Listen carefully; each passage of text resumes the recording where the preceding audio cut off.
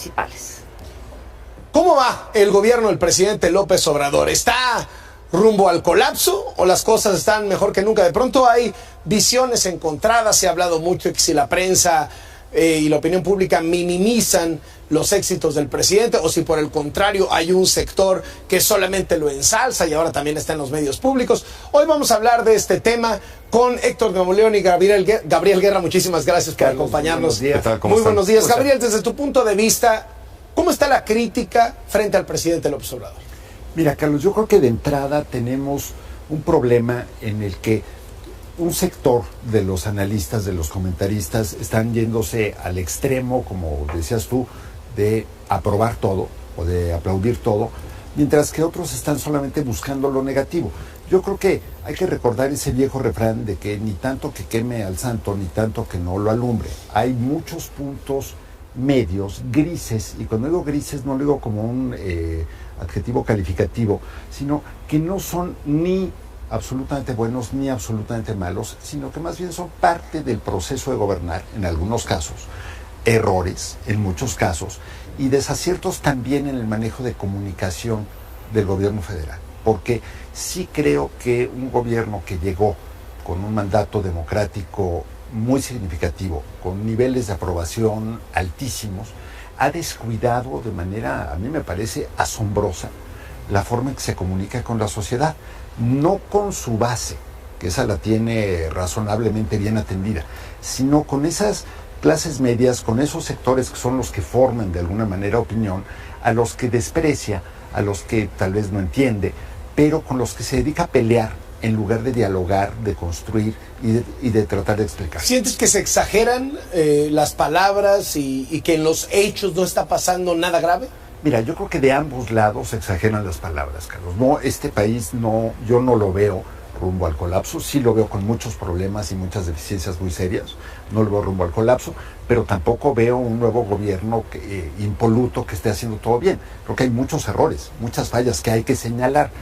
También creo, Carlos, Héctor, Enrique, que hay que poner las cosas en contexto. O sea, se nos olvida de repente de dónde venimos, ¿no? Alguien me decía el otro día, bueno, es que están dinamitando las instituciones y están acabando con todas las cosas. Bueno, perdón, vivíamos en Suiza, entonces yo no me había dado cuenta de que todo era una maravilla. Pero por el otro lado tienes a quienes dicen que ya la cuarta transformación nos va a convertir en, y lo digo deliberadamente, en la luz del mundo.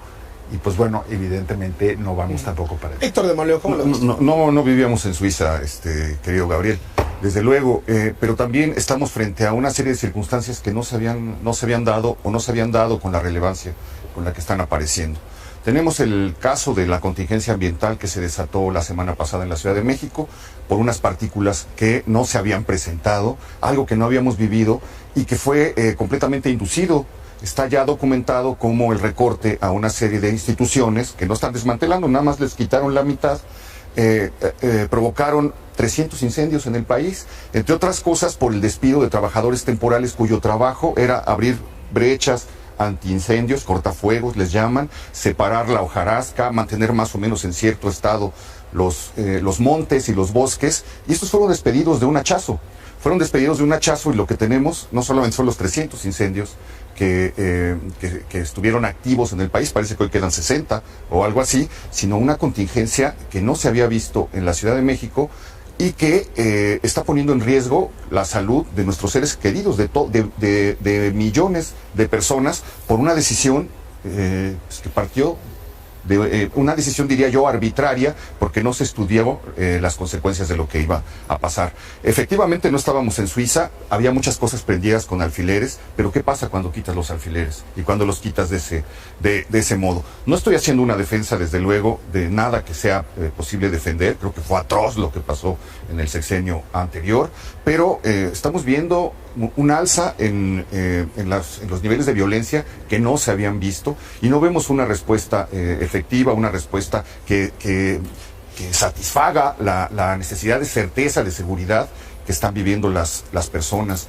Vivimos, aparte de la contingencia ambiental, una crisis de desabasto por la gasolina, por un problema que fue probablemente un capricho también, según se ha logrado documentar. Estamos viviendo lo de Dos Bocas, que pues todos los expertos de todas partes dicen que la construcción de una refinería es la peor idea posible en un mundo que va saliendo de eso, pero además en un mundo en el que nos va a costar muy caro llevar adelante ese proyecto, porque los pozos mexicanos están en un proceso de declinación, porque el petróleo que sacan es un petróleo sucio, pesado, lleno de azufre, y las refinerías pues están hechas para procesar un crudo más ligero. Entonces, todas estas circunstancias han hecho siempre que sea más barato ya. Ahora, ¿qué pasa cuando el Estado, las instituciones del Estado dan a conocer datos fríos, duros, el INEGI, la medición del crecimiento, Banco de México de la inflación?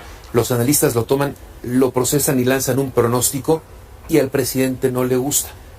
No solo los critica, sino que eso puede llevar a que se haga un mal cálculo y se tome una mala decisión. ¿Qué pasa cuando son datos duros, concretos, pero no son tomados como tal?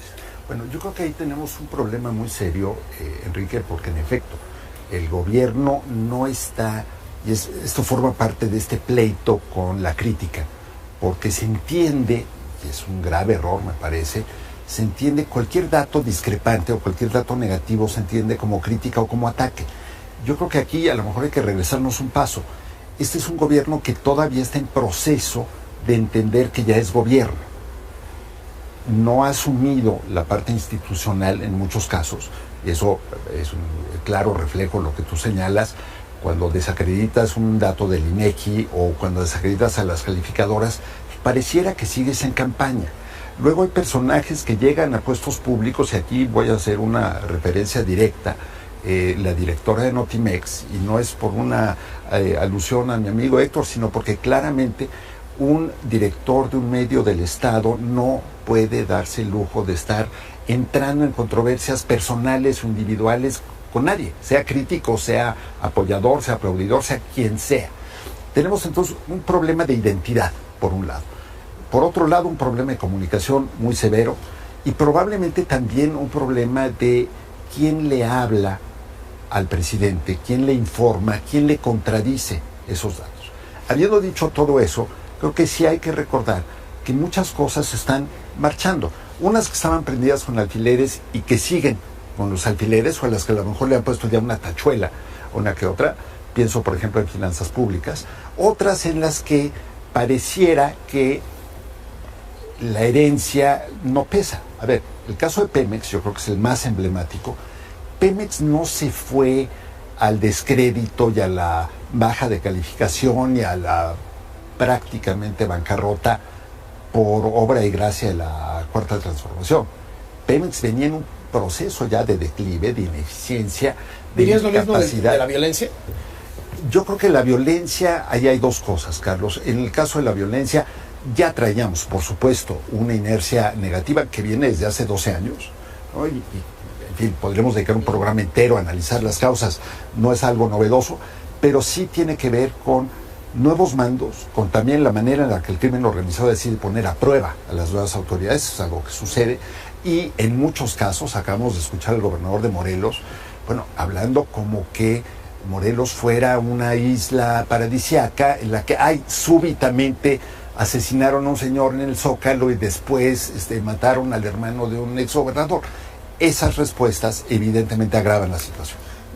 Habla Gabriel Guerra, Héctor de Mauleón, de que había cosas con alfileres, pero también, así como en algunas se les pudieron haber quitado, en otras les pusieron tachuelas y le están reforzando. Hay cosas buenas.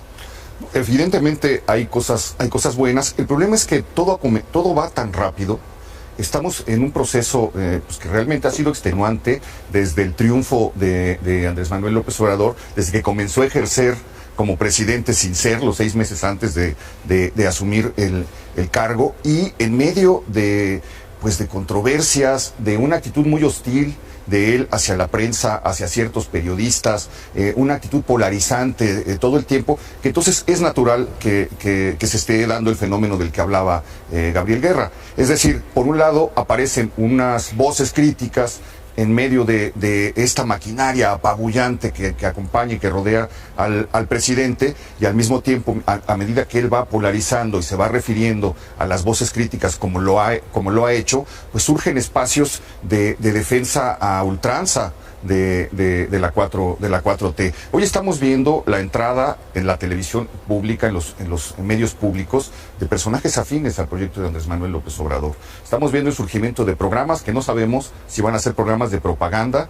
o de información, pero está muy claro que las personas que están encabezando en el 11, en el 22, ya lo señalabas tú, Gabriel, en Notimex, estos proyectos son personas que han estado cerca al proyecto de López Obrador, pero que además, desde el principio, como en el caso de San Juana Martínez, han mostrado muy bien un rumbo que es preocupante, que es usar la agencia del Estado para golpear a las voces que no son afines, ¿no? ¿A dónde lleva a desacreditar a la prensa que resulta opositora a la 4T y al mismo tiempo crear estos espacios que pueden convertirse en propaganda, Gabriel? Mira, yo creo que esta es parte de esta misma dinámica mental de campaña, Enrique, es seguir pensando que tienes que ganarte a la gente y pegarle a tus críticos.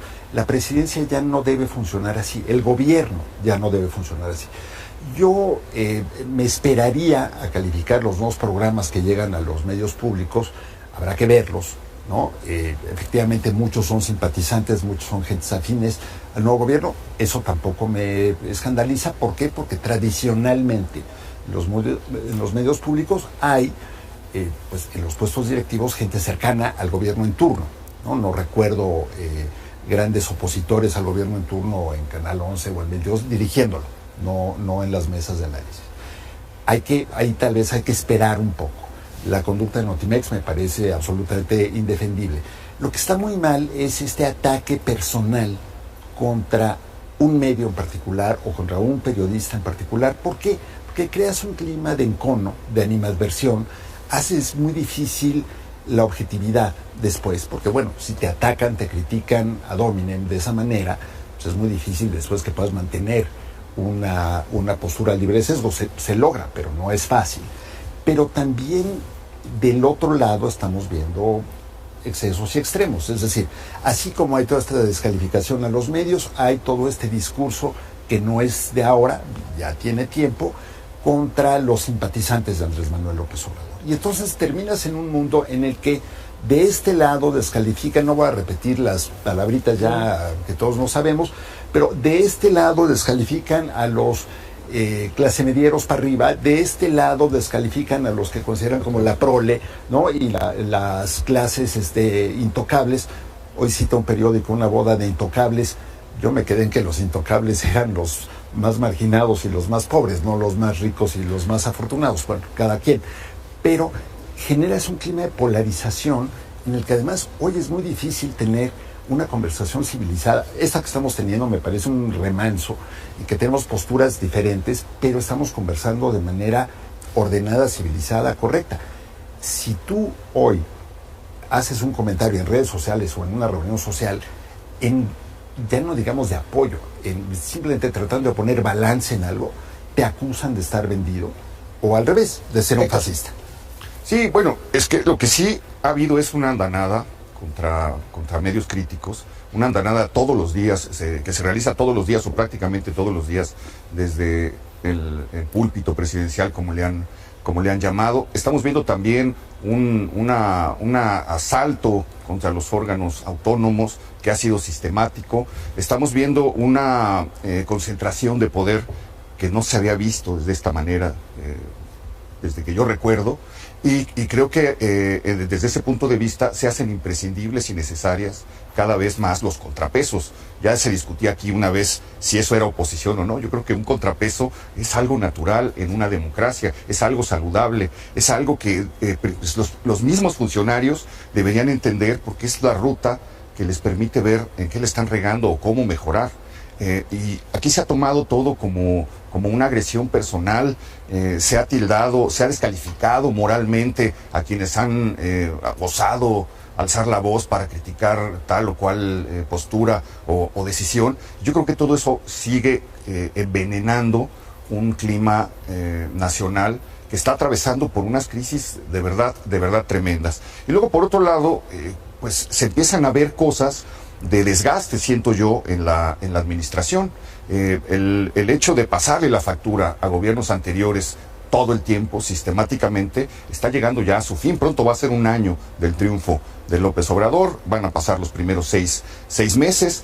Yo creo que coincido en que a Claudia Sheinbaum se le acabó ese bono. La crisis ambiental de la semana pasada fue demoledora en términos de, la exhibió su inacción, exhibió todo esto que la señala como una regente, no como una jefa de gobierno, siempre a la sombra de otra figura. Entonces, yo creo que esto, en lugar de que sea negativo, pues debe ser visto de una manera positiva, porque ha sido positivo siempre a lo largo de la historia de México. Estas voces son las que nos permiten normar un criterio, las que nos permiten avanzar en momentos de titubeo, en momentos tentaleantes, etcétera. Y creo que a lo que tenemos que llevar el ambiente o el clima es a lo que decía Gabriel.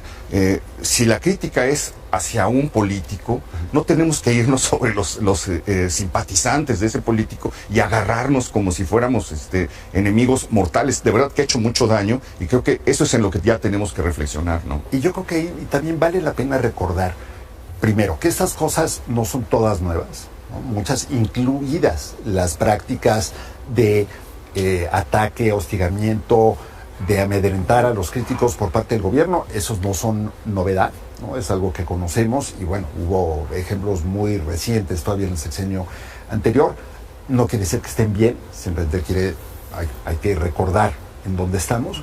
Después, muchas de las cosas que se señalan de deficiencias del gobierno actual, yo creo que son parte del proceso de cualquier gobierno, y eso hay que, de nuevo, no es justificar, no es defender, es poner en contexto. Y yo creo que vale la pena también recordar que sí hay, por las razones que sea, hay personas que están dedicadas a buscar solamente magnificar notas negativas. El otro día veía yo, y de nuevo no quiero exhibir nombres, alguien que decía: una calificadora estadounidense dice que México bajó tantos lugares en el índice.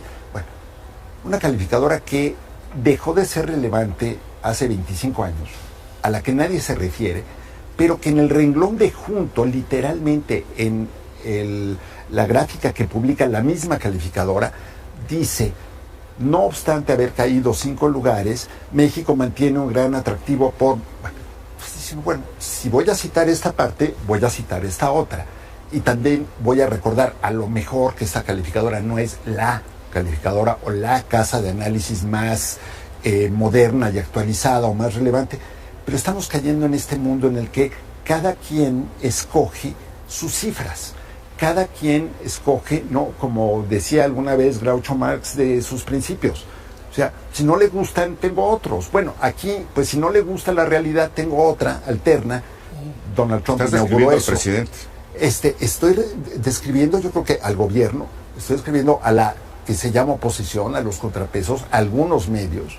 El problema, querido Héctor, es que todas estas deficiencias que estamos señalando se las podemos adjudicar igualito a un lado o al otro. No, desde luego. Lo cual no lo hace bueno. Pero no se compara, creo yo, el poder que tiene la palabra Sin presidencial duda, sí, con todo lo otro. Cuando el presidente presenta otras cifras que desdicen o contradicen incluso las de sus propios secretarios, pues estás creando o estás hablando de una realidad alterna que por lo menos los que estamos consultando esas cifras no podemos ver, y que el presidente seguro verá, pero son cifras que no presenta, son datos que no comprueba. Creo que por ahí, desde ahí comienza esta separación de realidades, ¿no? Ahora, yo creo, nada más, muy rápido, Carlos, una cosa. En toda esta conversación no ha habido un solo adjetivo personal contra o el presidente, o el gobierno, o la oposición, o los críticos. Y si intentáramos hacer eso durante unos días en redes sociales o en medios, no usar adjetivos, no usar descalificativos, a lo mejor todo sería un poquito más fácil. Les agradezco muchísimo que hayan venido. Gracias, Héctor Rebolledo. Gracias, Gabriel Guerra. Vamos al resumen de la media.